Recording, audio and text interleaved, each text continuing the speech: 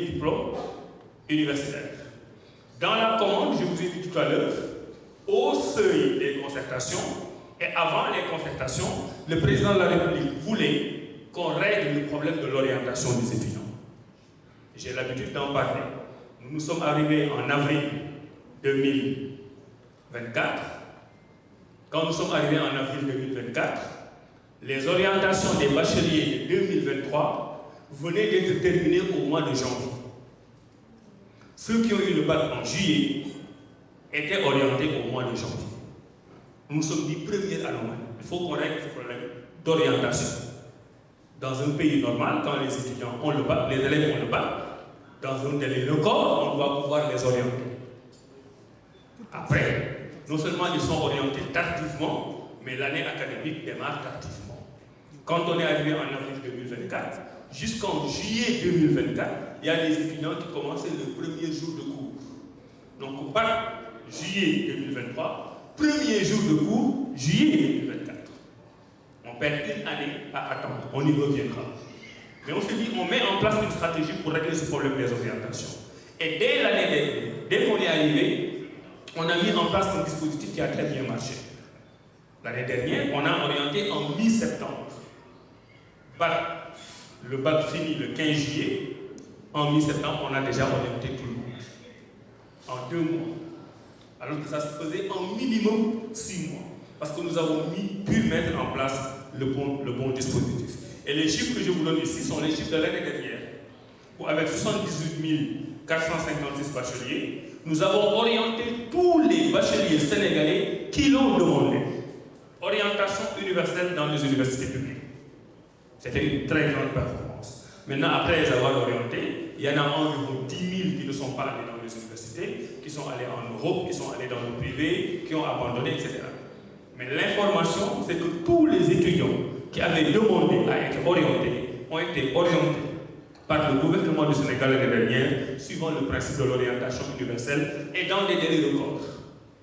C'était la première année. La deuxième année, on nous instruit pour dire vous pouvez encore faire plus. Et on est encore essayé de faire plus. Avec 3 éléments importants. Premier élément, on s'est dit mais pourquoi on attend d'avoir le bac pour aller s'inscrire à Campus L? Alors qu'il y a des pays qui ont des systèmes universitaires performants où on s'inscrit avant même le bac. Il y a beaucoup d'atouts liés au fait de devoir demander l'orientation avant le bac. Et j'en profite pour clarifier un point extrêmement important. Il y a des gens qui n'ont pas compris qu'on démarre les demandes d'orientation. Ce sont les demandes d'orientation qui ont démarré avant le bac. Et qui disent, mais c'est quoi l'utilité de demander à un étudiant de demander l'orientation alors qu'il n'a pas ses notes. Et qu'après avoir reçu ses notes au bac, il a déjà fait une demande. Je précise que jusqu'au dernier jour de l'orientation, par un simple clic, l'étudiant a toujours la possibilité de changer sa demande. Donc il y a un étudiant qui a fait une demande au mois de mai, qui a pu changer la demande au mois de juin. Il vient d'avoir le bac, il voit ses notes. Il peut encore, jusqu'au délai de la fin du mois, faire une demande. Ce qu'on a voulu faire en ouvrant l'orientation avant le bac, c'était de profiter du fait que tous les candidats étaient encore dans les lycées, mobilisés avec des connexions Internet. Et c'était notre obligation de leur donner la panoplie de formation qu'offre le gouvernement du Sénégal. Et ça s'est avéré une réussite. Et on s'est dit, on ne s'arrête pas là. Le Sénégal est un pays où l'offre de formation n'est pas bien connue des élèves. Nous nous sommes dit, nous créons l'universal. On aura l'occasion d'y revenir.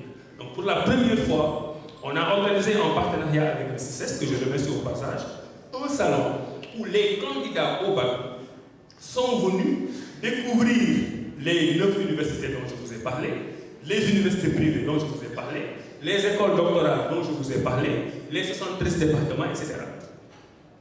On a offert à l'étudiant la possibilité de faire une immersion dans le monde universitaire, lors même qu'il n'avait pas encore de bac. Et on a vu sur place que ça a créé des vocations. Des étudiants qui ont demandé des filières pour y orienter, alors que 24 heures avant, ils ne connaissaient pas ces filières. Deuxième innovation.